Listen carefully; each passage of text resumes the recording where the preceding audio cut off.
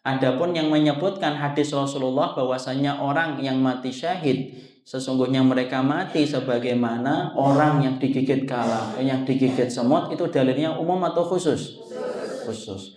Jadi di situ akhirnya kita paham tidak ada kontradiktif di dalam Al-Qur'an dan di dalam Al-Hadis.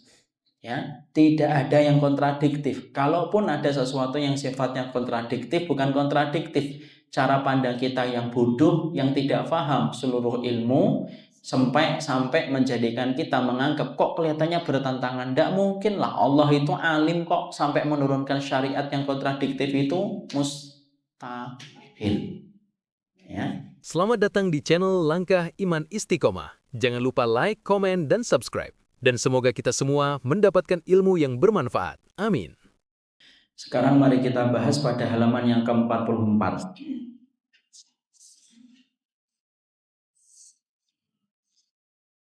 Pada halaman 44, silahkan dibuka halaman 44. Dari Abu Nu'aim diriwayatkan dari sebuah hadis dari Al-A'mash, dari Ibrahim, dari Al-Qamah, dari Abdullah.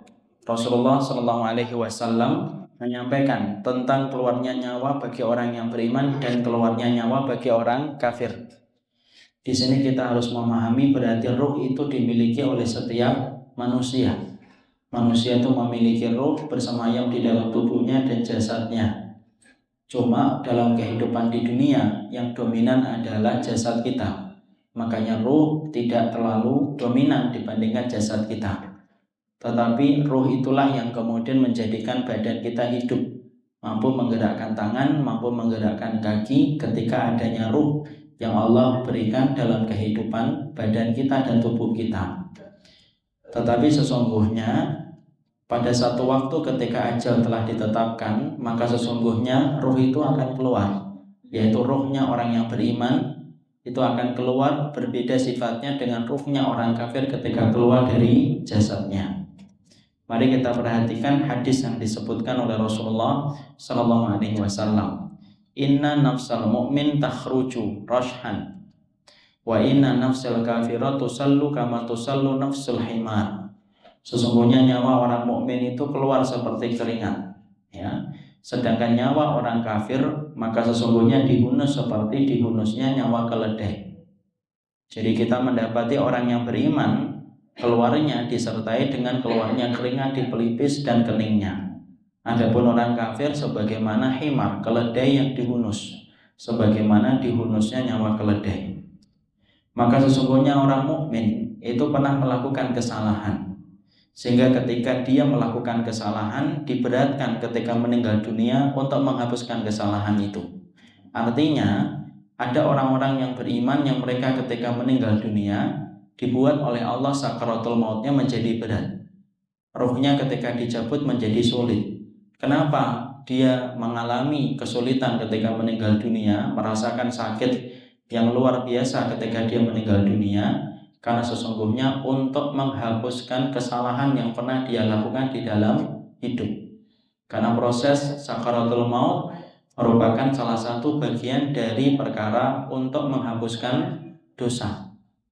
Jadi ternyata untuk menghapuskan dosa bukan hanya taubat, bukan pula istighfar, bukan hanya sedekah, bukan hanya ujian di dalam kehidupan, tetapi termasuk di antara perkara yang mampu menghapuskan dosa kita, yaitu peristiwa sakaratul maut ketika kita mati, azab kubur, dan beratnya mahsyar. Itu termasuk di antara perkara yang mampu menggugurkan dosa-dosa kita ketika nanti kita melewatinya sesuai dengan ketetapan yang telah disampaikan oleh Allah. Makanya ini menjadi jawaban kenapa Rasulullah SAW ketika beliau meninggal dunia dalam keadaan berat, merasakan sulitnya sakaratul maut. Karena pada hakikatnya beliau merasakan beratnya sakaratul maut karena hakikatnya Rasulullah SAW diberatkan oleh Allah sakaratul mautnya supaya puncak kesabaran Nabi menjadi pengganti puncak kenikmatan yang akan diperoleh oleh Nabi ketika di akhirat. Makanya kalau sampai kita mendapati ada orang yang kita cintai, dia sampai mengeluh saking begitu beratnya sakit yang dia rasakan ketika sebelum dicabutnya nyawa, tolong kalau ibu saat itu hadir di sampingnya, maka bisikan ke telinganya, sesungguhnya Allah jadikan berat dalam peristiwa dicabutnya nyawa untuk menggugurkan banyaknya dosa dan kemaksiatan yang telah kita lakukan seumur hidup kita. Dan Allah berikan proses sakaratul maut tidak lama, tetapi walaupun tidak lama memang paling berat, tetapi dengan cepat menghapuskan dosa dan kemaksiatan yang pernah kita lakukan di dalam kehidupan. Karena bagi orang mukmin kita harus paham, orang mukmin itu Rasulullah Shallallahu Alaihi Wasallam mengatakan, ya, tidaklah orang mukmin itu mereka mendapatkan apapun kesulitan, mendapatkan berbagai macam ujian, sampai duri yang menancap di kakinya, kalau dia merasa ikhlas dengan apa yang Allah tetapkan, maka sesungguhnya itu akan menggugurkan segala dosa-dosanya.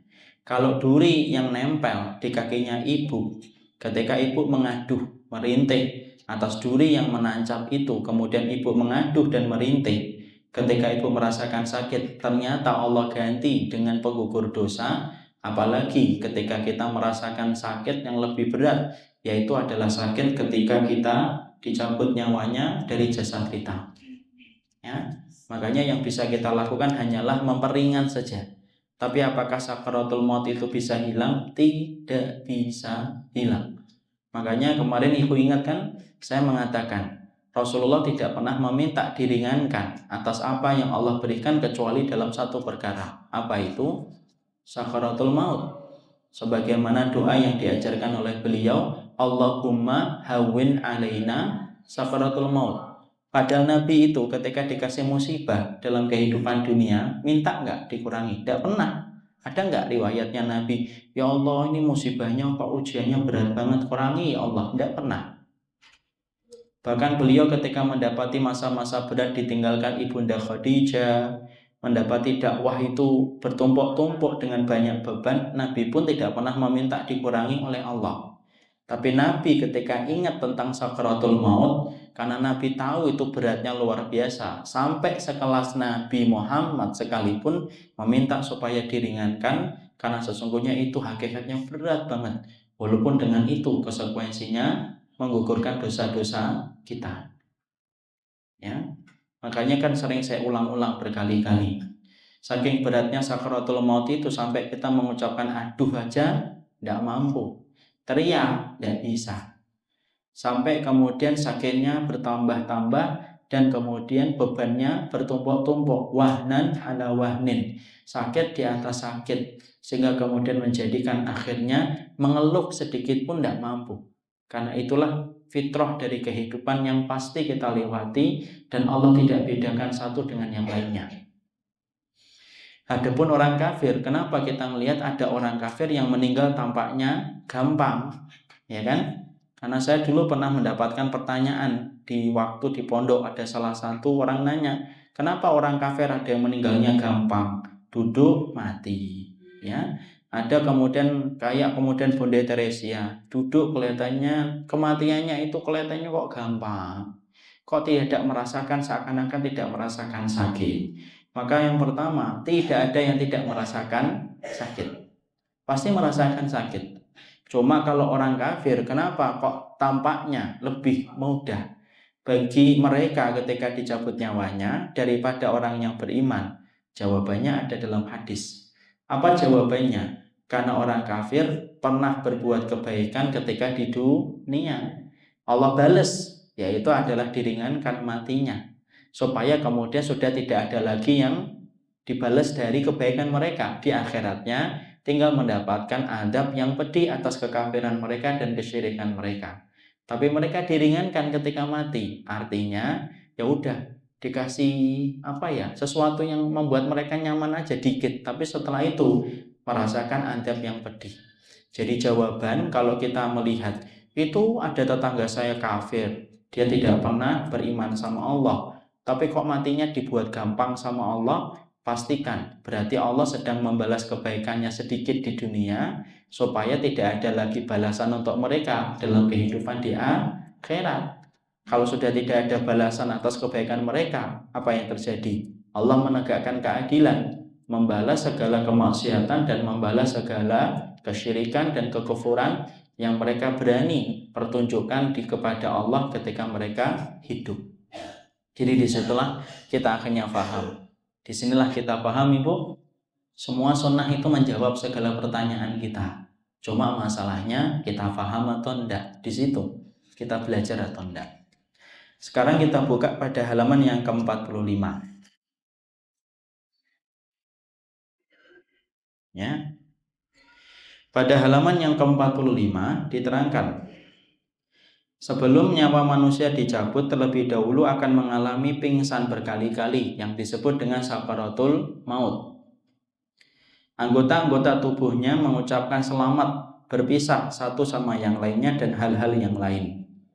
Maka sebelum kita mengetahui tentang proses berpisahnya anggota tubuh dan salam perpisahan yang diberikan ruh kepada setiap jasad yang ditinggalkan oleh ruh itu ketika dia pindah, maka kita harus paham dulu dalilnya yang menunjukkan sakaratul maut itu apa.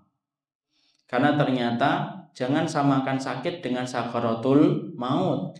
Karena tidak semua sakit itu sakaratul maut, tapi sakaratul maut itu pasti sakit. Itu bedanya.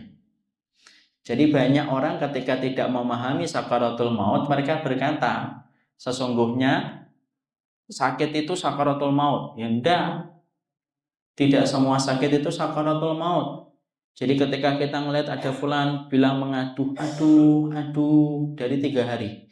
Sampai pada 3 hari berikutnya dia meninggal dunia. Jangan samakan 3 hari ketika dia mengaduh di awal ketika baru masuk rumah sakit sampai puncaknya dia meninggal. Itu jangan samakan. Kenapa? Awalnya ketika dia merasakan sakit itu namanya sakit.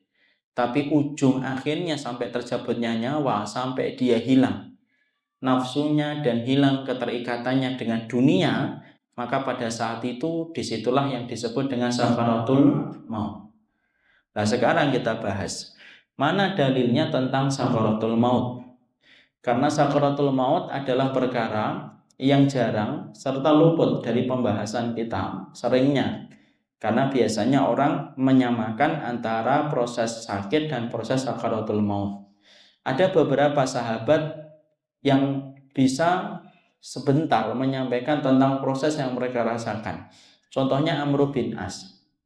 Amr bin As itu ketika ditanya oleh putranya, apa yang kamu rasakan wahai ayahku? Ketika saat itu Amr bin As, salah satu sahabat besar yang membebaskan Konstantinopel. Beliau kemudian ditanya oleh putranya, apa yang kamu rasakan wahai ayahku? Maka kemudian Amr bin As berkata, sebagaimana tubuhmu jatuh ke semak-semak berduri dan kamu diseret dari semak-semak berduri itu. Itu sakitnya.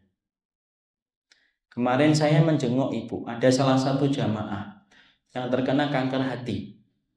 Ya. Saya kemudian berkata, ketika beliau menyampaikan, saya ini tidak diberikan keturunan hampir 11 tahun, baru punya anak. Itu sakit Ustaz, artinya tapi tidak sesakit yang saya rasakan ini. Karena sesungguhnya sebanyak apapun saya cerita ketika menyampaikan rasa sakit yang saya rasakan, saya yakin semua orang itu tidak akan pernah mampu menerjemahkan rasa sakit yang saya terima. Yang terpikir bagi saya itu apa langsung? Kalau sakit kanker hati saja sudah sedemikian, kita melihat penderitaan seseorang yang semoga mereka dikuatkan, apalagi ketika kita merasakan proses sakaratul maut. Makanya hindari kezaliman, karena kezaliman termasuk perkara yang sangat menyulitkan kita dalam sakaratul maut.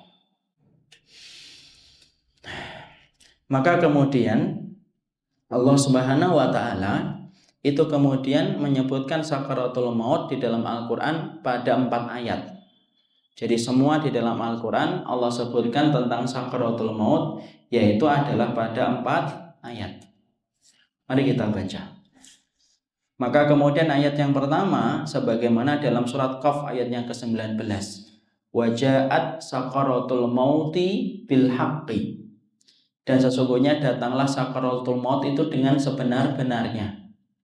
Artinya Allah ketika mensifati waja'at sakaratul mauti bil haqqi, Itu artinya Allah pingin betul menegaskan bahwasanya sakaratul maut itu betul-betul nyata, pasti akan menimpa dan pasti akan dirasakan oleh setiap orang ketika dia hidup.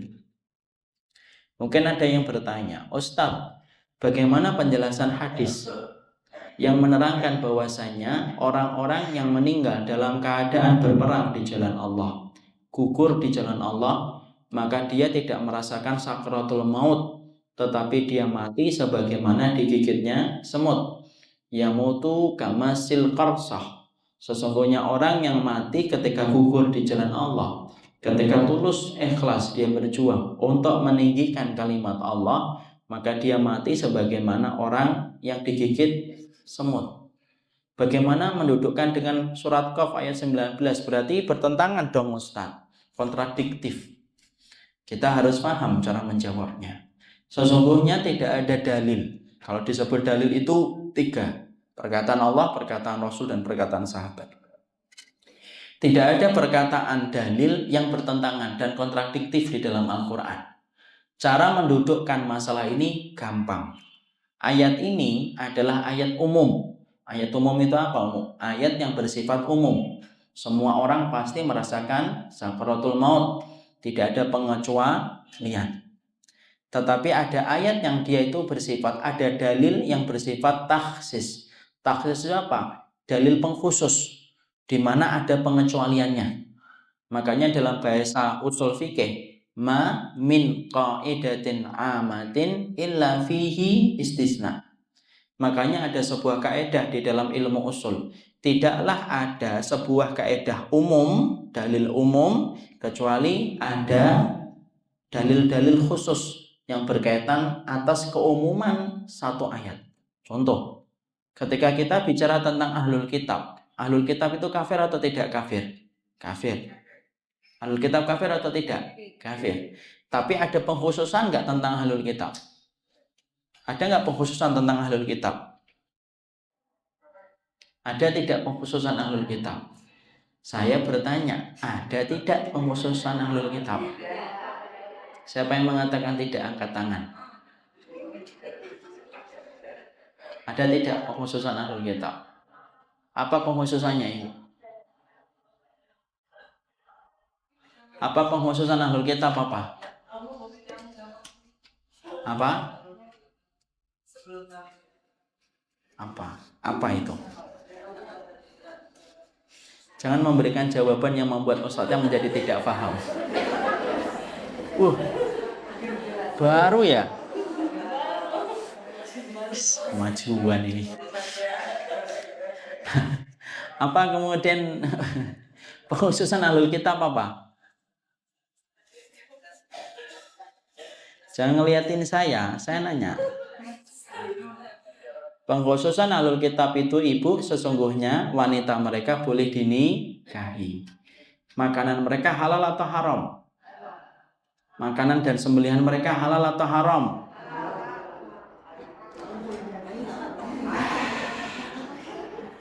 Makanan mereka halal atau haram? Halal. Wa khillalakum, dihalalkan bagi kalian. Dihalalkan bagi kalian berarti makanan ahlul kitab itu halal atau haram? Ada yang ngomong haram tapi ragu. Halal atau haram? Halal. Jadi kalau ibu punya tetangga, lalu kemudian di situ tetangganya kafir, ahlul kitab, Yahudi atau Nasara, dia ngasih, yaitu adalah ayam lepas atau ayam lemas. Maka kemudian itu halal. Walaupun dia sembelih sendiri. Kenapa? Karena dia ahlul kitab. Itu dalil pengkhususannya sebagaimana dalam surat Al-Maidah. Sebagaimana ini kalau saya nikah lagi kemudian saya tertarik dengan wanita Kristen, jangan saya lah, orang lain. Jadi kemudian ada seorang laki-laki tertarik kemudian dia menikah dengan wanita Kristen, tapi laki-laki, dianya laki-laki Muslim yang dia ingin nikahi perempuan, yaitu Nasara Kristen. Itu sah atau tidak sah? Sah, kecuali dibalik. Kalau kemudian perempuannya muslimah, laki-lakinya kafir, boleh atau tidak? Wanita muslimah satu aja tidak boleh dipimpin orang kafir kok. 5 juta penduduk dipimpin orang kafir. Nih, sorry ya, kita nggak mau dipimpin. Makanya kita tegas no kepada pemimpin kafir. Ya, itu namanya dalil pengkhususan.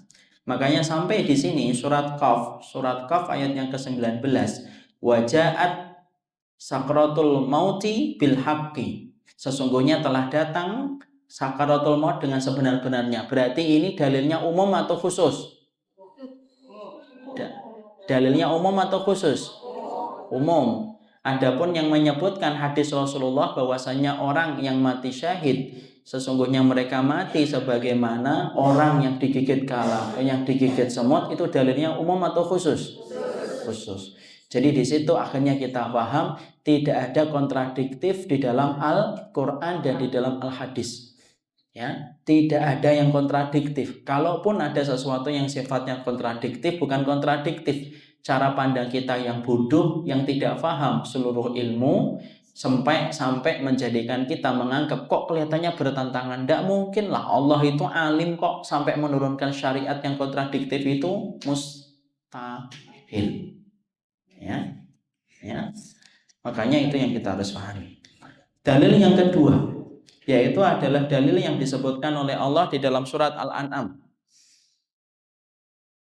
Dalil yang disebutkan oleh Allah di dalam surat Al-An'am ayat yang ke-93. Walau tara ididz zalimuna fi ghamaratil mauti. Yaitu adalah alangkah dahsyatnya sekiranya kamu melihat di waktu orang-orang yang zalim berada pada tekanan-tekanan sakaratul mautnya. Fi ghamaratil maut. Jadi kemudian nama sakaratul maut dia punya nama lain. Apa namanya lainnya? Apa nama lainnya sakaratul maut? Ghamaratul maut itu sama. Jadi nama tanda-tanda kiamat, tanda-tanda kematian atau sakaratul itu nama lainnya adalah ghamaratul mauti. Itu sama dengan sakaratul maut. Jadi nanti kalau saya tiba-tiba ngomong setiap orang yang mati pasti merasakan ghamaratul maut. Jangan nanya ghamaratul maut itu apa? Ghamaratul maut itu adalah sakaratul maut. Maka kemudian Allah menyampaikan walau tara ididz zalimuna fi ghamaratil mauti. Alangkah dahsyatnya sekiranya kamu melihat di waktu orang-orang yang zalim berada pada tekanan-tekanan sakaratul maut yang berat.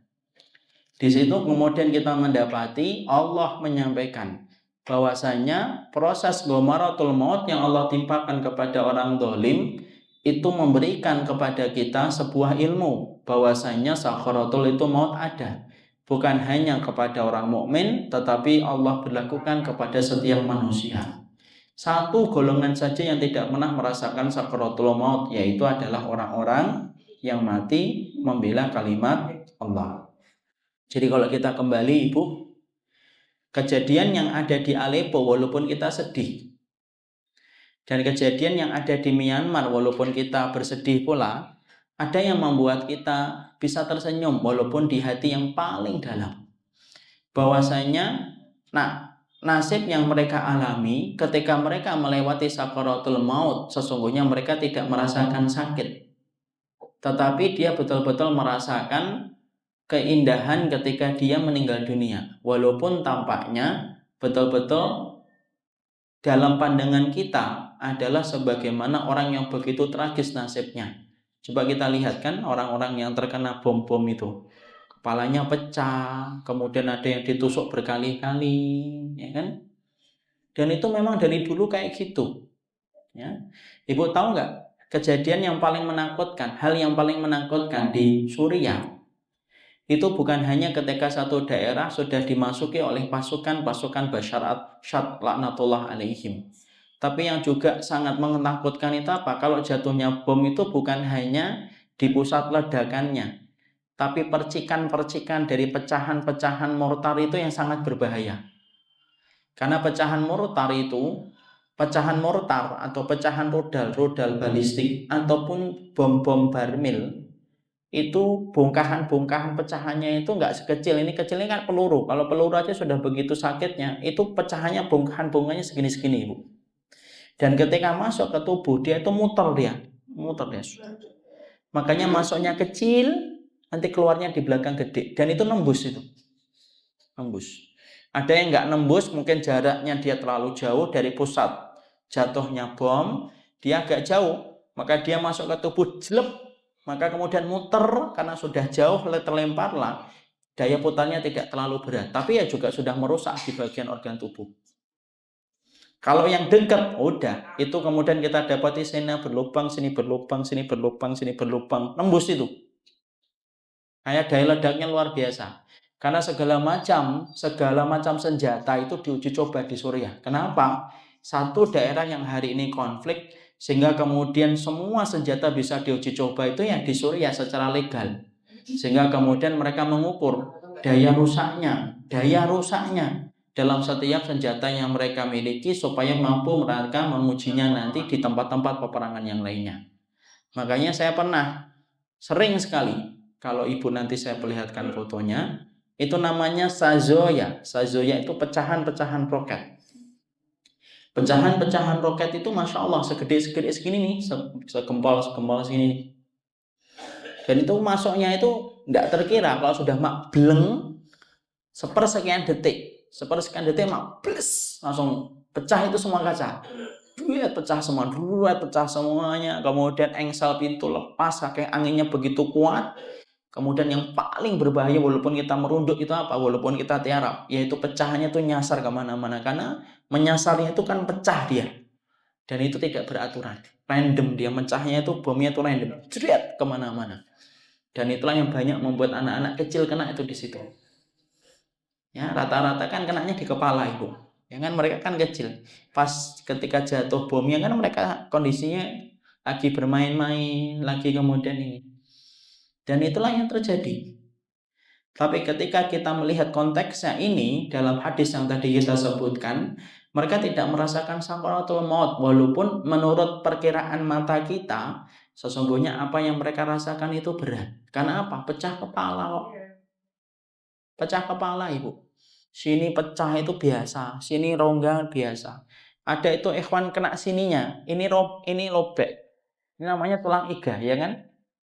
Iganya udah enggak ada. Idanya udah nggak ada. Apa namanya nih? Bukan iga ini, apa namanya? Belikat nih. Jadi anak pernah dapati salah satu korban dibawa, itu sininya sudah nggak ada. Ini belikat ini nggak ada. Ini ibarat mengsrek gini kan udah nggak ada ini. Karena ini patah itu. Lemparannya segini kok. Kena di sini. Dia yang lihat gini sudah nggak bisa kan? Sakitnya luar biasa. Ini dagingnya udah nggak ada itu. Saya pegang itu, saya bacakan Alif Las, Al-Falaq, An-Nas itu. Dia tanya itu gimana bahu saya, enggak apa-apa. Padahal sudah enggak ada daging. Ini tulang sudah enggak ada. Saya mikirin kalau daging masih bisa diambilkan dari kakinya, dari kemudian bagian belakang tubuhnya, masih bisa dioper ke sini, ya kan? Dicangkok, tapi itu kan juga dengan luar biasa mahalnya. Tapi kalau kemudian iganya, apa belikatnya, nggak bisa lah. Susah. Dan itu tidak jauh-jauh ibu, setiap hari, setiap waktunya. Sekarang ada 150.000 yang tidak tahu bisa keluar. Karena daerah Aleppo ini tinggal 8% saja. Semuanya sudah dikepung. Jadi mereka ketika nyerang, mereka digiring dulu di satu tempat. Jadi sana dibom, pada pergi. Kemudian yang sini dibom, kemudian ini. Itulah pasangan Bashar Assad. Kenapa kok sedemikian kuatnya Ustaz? Lalu gimana tidak kuat? Rusia bantu, Cina bantu, Iran bantu, Hizbus Syaitan bantu. Padahal negara Muslim tidak ada yang bantu. Turki pun tidak memberikan, walaupun kita tidak bisa menyalahkan karena kemudian bagaimanapun Turki sudah berusaha membantu. Kita tidak ngerti kondisi yang sebenarnya. Kita bisa dengan mujahidin, belum lagi berhadapan dengan ISIS, belum lagi berhadapan dengan pasukan Kurdi yang rata-rata PKI, komunis. Bagaimana kita bayangkan itu? Ibu pernah nggak bayangkan ibu jalan gitu di tempat yang ibu nggak ngerti itu di depan ada orang Syiah atau enggak? Nggak ngerti itu. Sama mujahidinnya aja sudah nggak bisa ngomong apa-apa. Lihat saja. Para wartawan aja kemarin ngomongnya apa? Ini mungkin adalah reportase yang terakhir saya. Karena mereka sudah nggak ngerti jalannya mana. Itu sudah merah semuanya. Akses satu-satunya bisa diraih dengan diplomasi politik. lewat Turki. Dan ketika sudah diperoleh, lihat siapa yang menggagalkan? Iran yang menggagalkan. Padahal kalau kita pikir apa haknya dia di situ tuh apa haknya? Tidak ada haknya dia di situ. Rusia apalagi? Rusia itu dari dulu kejam kepada kaum muslimin. Dari dulu Uni Soviet itu siapa yang menghancurkan Afghanistan? Orang Uni Soviet. Orang musyrik itu kejam betul, kejam dia. Tapi semua hakikatnya fitrahnya kayak gitu, mereka semuanya kejam. Wa ma naqamu minhum illa yu'minu billahil azizil hamid. Tidak ada yang mereka lakukan sampai sedemikian dendamnya kepada kaum muslimin ya kecuali mereka itu dendam karena mereka itu orang yang beriman, sudah. Dan orang-orang Syiah itu sampai ketika mereka sudah membunuh, itu tidak cukup, sudah mati pun masih dibakar, ditusuk. Ya kan? Dijadikan apa itu? Pembakar penghangat tubuh. Jadi tubuhnya dikasih minyak sudah untuk menginginkan. Apalagi hari-hari ini musim dingin Ibu. Ini bulan apa ini? Desember. Ini puncak-puncaknya musim dingin. Saya dulu di sana bulan November saja. Itu suhunya antara 6 sampai 3 derajat. Itu bulan November. Puncaknya bulan Desember dan di awal Januari itu puncak-puncaknya dingin. Itu di bawah 0 derajat. Itu kalau buka keran keluarnya batu, es batu. Kita bisa bayangkan itu kayak apa keadaan. Masuk logistik susah. Hewan-hewan di sana cerita tidak bisa masuk, memasukkan bantuan logistik pun tidak bisa. Jadi Turki itu di perbatasannya Turki tidak bisa masuk, udah ditutup dia. Perbatasan dijaga erat, dijaga ketat, itu tidak bisa masuk sama sekali. Jadi kemudian hanya di situ aja, di Turki aja. Semua bantuan sekarang ngalir dari mana-mana, seluruh dunia ngalir. Sudah mandek itu di Turki, mandek di situ. Ya itulah bagaimana jahatnya orang-orang Syiah, jahatnya orang komunis, ya semuanya lah orang kafir itu jahat. Kok masih sempat-sempatnya nambah musuh, masih nambah musuh, sempat merasa paling benar, sukanya debat, sukanya bantah-bantah orang, sombong dengan dalil. Tidak cukup apa 3 miliar orang kafir yang memerangi kaum muslimin. Piknik kan sekali-kali ke tempat yang merintis supaya tidak gampang sombong dengan ilmu, supaya nggak sombong dengan dalil, tidak sombong dengan kajamaahnya, tidak sombong dengan dakwahnya. Orang kayak gitu kurang piknik ke tempat-tempat merintih. Ya. Jadi kemudian disitulah kita paham, kita ngerti itu. Jadi kondisinya betul-betul sulit diharapkan. Ya. Belum lagi di Myanmar Ibu. Myanmar itu juga Masya Allah berat sampai kita ketika mengadakan safar ke sana, ingin masuk ke dalam gagal. Ya kita terhambat di mana? Di Malaysia tidak bisa masuk, mau diapain? Tidak bisa masuk. Junta militer nutup rapat kok. Militer sama masyarakat itu sepakat walaupun mereka berbeda politik, pandangan politiknya. Masyarakat Myanmar itu pengennya demokrasi ala Aung Suu Kyi, seorang wanita yang meraih Nobel. Ya namanya wajar orang musyrik. Ya berbeda dengan kemudian junta militer, karena junta militer lebih condong kepada komunis.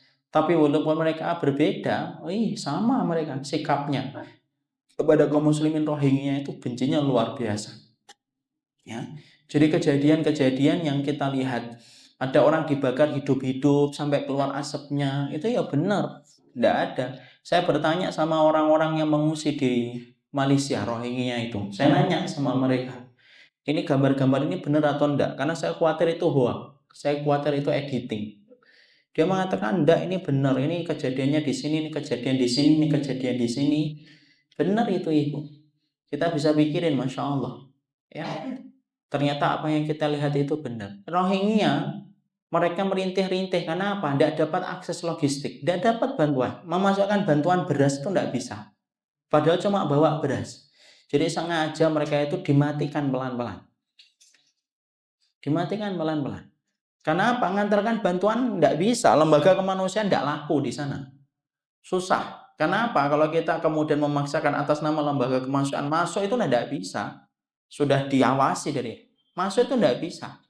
Ya jalur masuknya itu harus memerangi orang-orang Myanmar, diperangi sampai mereka kemudian terbuka jalan. Kalau kemudian normal tidak bisa. Satu-satunya jalur misalnya lewat laut, tapi itu kan harus butuh diplomasi antar negara supaya kemudian ini. Itulah kenyataan yang terjadi. Jadi di tengah hiruk pikuk kita teriak tangkap Ahok itu ya kayak gitu yang terjadi di daerah kaum muslimin. Dan kita ini begitu lemah loh Ibu. Saya tidak menafikan ya tentang bagaimana kemudian luar biasanya kaum muslimin ketika membela Quran dan aksinya. Tapi coba kalau kita pikir 7 juta orang hanya ngurusin satu orang. Itu ibarat bunuh nyamuk pakai tenaga dalam. Dihabiskan energi kita untuk ngurusin satu orang tok. Di situ kita harus paham loh, Islam tuh kalau tidak punya kekuatan tuh kayak gitu, hanya matiin satu orang, hanya kemudian mengancam satu orang, hanya kemudian ingin menghukum satu orang karena penistaannya dia kepada Quran, hanya mengancam itu saja, itu kemudian sampai butuh 7 juta orang untuk datang. Padahal apa? Kita hanya menuntut supaya dia diadili sesuai dengan tingkat perbuatannya, penistaannya. Itu saja kan. Ternyata kemudian apa? Sampai 7 juta orang turun ke jalan. Hanya untuk ngurusin satu orang. Walaupun kita senang loh ya. Insya Allah ya itu menjadi tanda semangatnya orang mulai bersatu dan yang lainnya. Saya tidak nafikan itu insya Allah. Saya senang. Tapi saya pikir lebih panjang, lebih jauh lagi. Masya Allah ya. Hanya untuk ngurusin Ahok butuh 7 orang. 7 juta orang. Disitulah kita paham. Islam itu bukan hanya tegak dengan ilmu, tapi Islam itu butuh kekuatan untuk melindungi ilmu. Tidak bisa selesai dengan doa tok. Memang orang yang kemudian amar ma'ruf nahi mungkar tidak berdoa. Kok seakan-akan orang yang kemudian turun, orang-orang yang pengen berjuang itu seakan-akan tidak berdoa. Kalau kami sih sudah cukup dengan doa. Loh, emang yang berjuang itu nggak doa apa? Yang doa antum doang. Ya kan? Orang yang berjuang ya pasti berdoa. Tapi apakah cukup dengan hanya berdoa? Kalau kemudian Islam itu cukup dengan hanya berdoa, maaf ya Ibu, siapa pemilik doa yang paling mustajab di antara manusia? Rasul. Cukup nggak Nabi kemudian? Sudah. Tidak usah perang Uhud, tidak usah perang Badar. Kita doakan semoga Allah memporak-porandakan kaum musyrikun yang ada di kota Mekah. Selesai. Mampu nggak? Mustajab nggak doanya? Mustajab Nabi. Tapi Nabi perang Uhud atau tidak? Iya. Perang Badar atau tidak? Iya. Perang Khandaq atau tidak? Iya. Cukup dengan doa. Bukan berarti kita menafikan doa. Enggak, kata siapa sih menafikan doa? Tiap hari kita minta doa kok. Mau urusan sandal kita yang putus saja kita berdoa kok. Apalagi urusan agama Allah yang besar. Ya pasti kita berdoa. Tapi ya enggak cukup. Dan jangan menyalahkan orang yang berjuang ketika kamu memilih doa. Kalau kamu memilih doa ya sudahlah. Berdoa dengan baik, akhlak yang baik. Sudah memilih berdoa, mencemooh, mencela orang. Pikniklah sekali-kali kayak gitu. Ya. Ibu belikan tiketnya. Kemudian yang ketiga. Orang yang ketiga itu apa? Falaula balaghatil hulqum. Yaitu kenapa ketika nyawa itu sampai di kerongkongan. Kemudian yang keempat dalam surat Al-Qiyamah.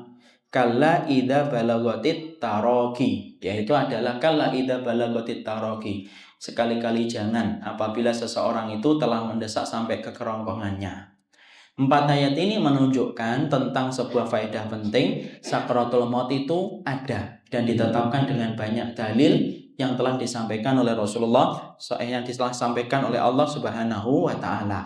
Berarti sakratul maut, iman kita tidak bisa ditawar bahwasanya sakratul maut itu pasti ada. Sekarang bagaimana proses sakratul maut yang disampaikan di dalam hadis? Dan inilah yang akan menjadi pembahasan kita pada pertemuan kita berikutnya. Insya Allah. Saya kemarin tadi, bagi yang terlambat, saya tadi menyampaikan di awal. Qadarullah bahwasanya hari ini saya tidak bisa full karena ada udzur. Jadi saya sampaikan sampai jam 5 dan alhamdulillah sampai jam 5. Biasanya kalau murid-murid itu gurunya pulang pagi, senang ya. Masih ingat nggak di SD 60 tahun yang lalu?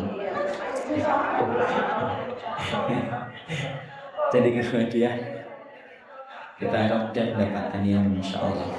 Paham ya Ibu ya? Paham ya? Ya. Tidak ada pertanyaan? Tidak ada insya Allah. Ini yang dapat kita sampaikan di dalam pertemuan kali ini. Semoga Allah memberikan keberkahan atas apa yang kita pelajari dan Allah memberikan kebaikan. Subhanakallahumma wa bihamdika asyhadu an la ilaha illa anta astaghfiruka wa atubu ilaika. Assalamualaikum warahmatullahi wabarakatuh.